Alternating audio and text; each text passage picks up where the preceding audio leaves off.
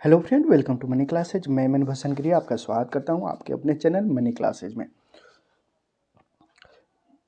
घटना चक्र के फिजिक्स का चैप्टर 3 हम लोग देखे थे। चैप्टर का नाम था यांत्रिक, और यांत्रिक द्रव्यमान जिसमें पढ़े थे पढ़ना है द्रव्यमान, बल, त्वरण, कार्य, ऊर्जा और समय, गति। तो हम लोग दूरी और विस्थापन पढ़ चुके थे इससे पहले की वीडियो में, और इसके पहले की वीडियो में चाल और वेग भी पढ़ चुके थे, त्वरण भी पढ़ चुके थे। हम लोग आज देखेंगे न्यूटन के गति के नियम। न्यूटन के गति के नियम। पिंडों अथवा वस्तुओं की गति का वर्णन करने के लिए न्यूटन ने तीन नियम परिभाषित किए हैं। इन नियमों को न्यूटन के गति का नियम कहा जाता है। इन नियमों को क्या कहा जाता है? न्यूटन के गति का नियम कहा जाता है। न्यूटन के गति के नियम बल की परिशुद्ध परिभाषा देते हैं। न्यूटन के गति के नियम बल की परिशुद्ध परिभाषा देते हैं और वस्तु पर लगाए गए बल तथा उसके द्वारा प्राप्त की गई गति की अवस्था के बीच संबंध विस्थापित करते हैं। न्यूटन के गति के प्रथम नियम। न्यूटन के गति के प्रथम नियम।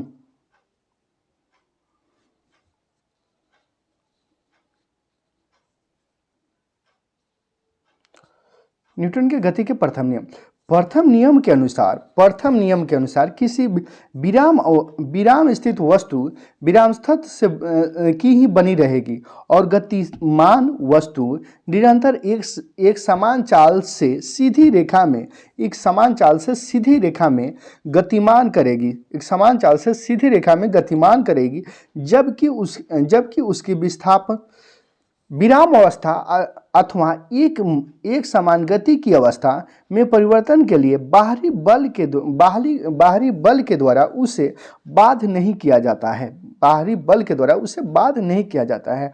उल्लेखनीय है कि किसी वस्तु के विराम स्थित रहने की अथवा यदि गतिमान है तो एक सीधी रेखा में निरंतर गतिमान रहने की प्रवृत्ति जड़तत्व कहलाती है। वास्तव में द्रव्यमान किसी वस्तु के जड़तत्व की माप है। वस्तु में यदि अधिक द्रव्यमान होता है तो उसमें जड़तत्व भी अधिक होता है। अर्थात हल्की वस्तुओं की अपेक्षा भारी वस्तुओं में अधिक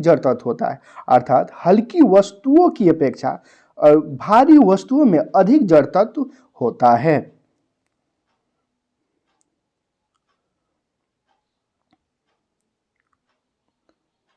उसके बाद देखेंगे न्यूटन के गति के द्वितीय नियम। न्यूटन के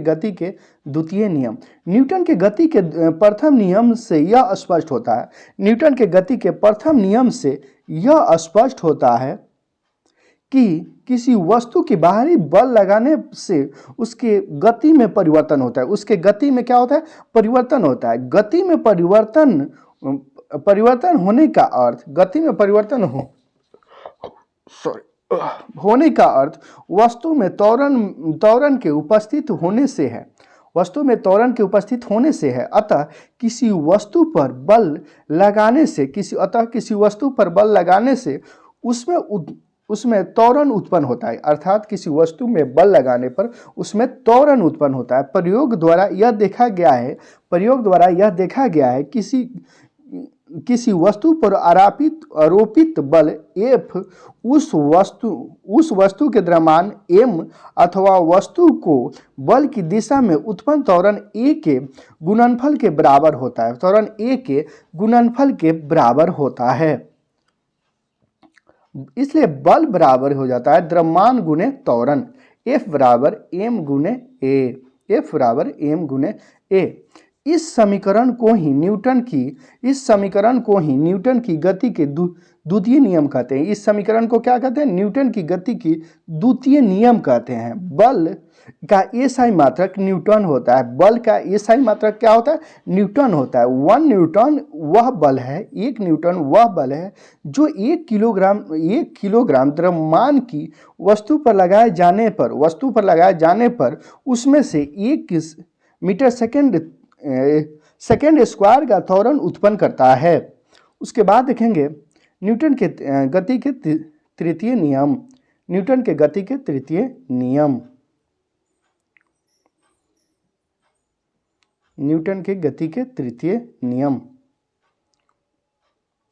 गति के तृतीय नियम के अनुसार जब कभी एक वस्तु किसी दूसरे वस्तु पर बल लगाती है, कभी एक वस्तु किसी दूसरे वस्तु पर बल लगाती है तो दूसरे वस्तु भी पहले वस्तु पर बराबर और विपरीत दिशा में बल लगाती है। बराबर और विपरीत दिशा में बल लगाती है। पहली वस्तु द्वारा दूसरी वस्तु पर लगाए गए बल को क्रिया कहते हैं। लगाए गए बल को क्या कहते हैं? क्रिया कहते हैं। पहले वस्तु द्वारा दूसरे वस्तु पर लगाए गए बल को क्रिया कहते हैं और दूसरे वस्तु द्वारा पहले वस्तु पर लगाए गए बल को प्रतिक्रिया कहते हैं। प्रतिक्रिया किसे कहते हैं? तो पहले वस्तु द्वारा दूसरे वस्तु पर लगाए गए बल को क्रिया कहते हैं और दूसरे वस्तु द्वारा पहले वस्तु पर लगाए गए बल को प्रतिक्रिया कहते हैं। क्रिया और प्रतिक्रिया परिमाण में बराबर अथवा तथा दिशा में एक दूसरे के विपरीत होते हैं। क्रिया और प्रतिक्रिया परिणाम में क्या होते हैं? बराबर होता है तथा दिशा में एक दूसरे के विपरीत होते हैं। अतः न्यूटन के तृतीय नियम को क्रिया प्रतिक्रिया नियम भी कहते हैं। न्यूटन के तृतीय नियम को क्या कहते हैं? क्रिया प्रतिक्रिया नियम भी कहते हैं।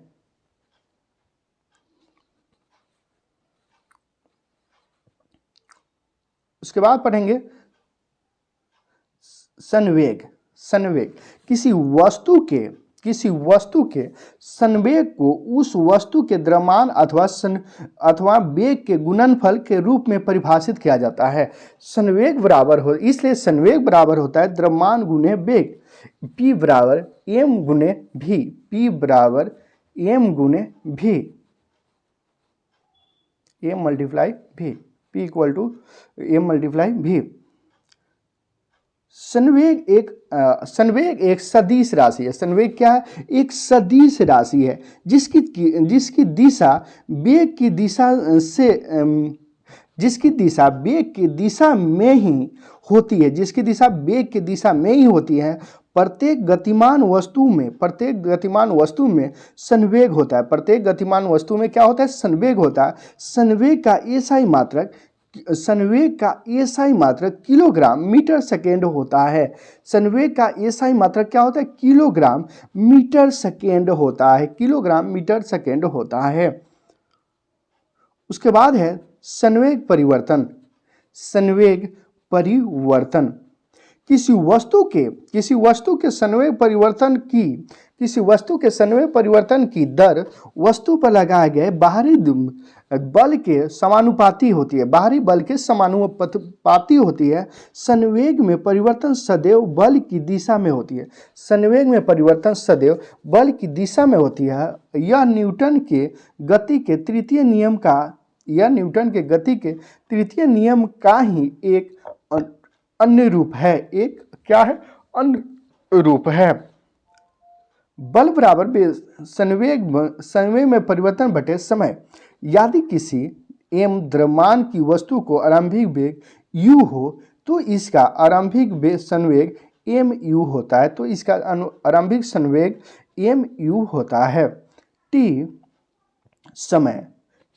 समय तक किसी वस्तु पर तक किसी वस्तु पर बल फोर्स के कार्य बल F के कार्य करने पर इसका अंतिम वेग v हो जाता है। अतः वस्तु का अंतिम वेग तब क्या हो जाएगा, mv। वस्तु का अंतिम वेग mv हो जाएगा। इसलिए संवेग में परिवर्तन mv माइनस mu, इसलिए संवेग में परिवर्तन mv माइनस mu। उसके बाद देखेंगे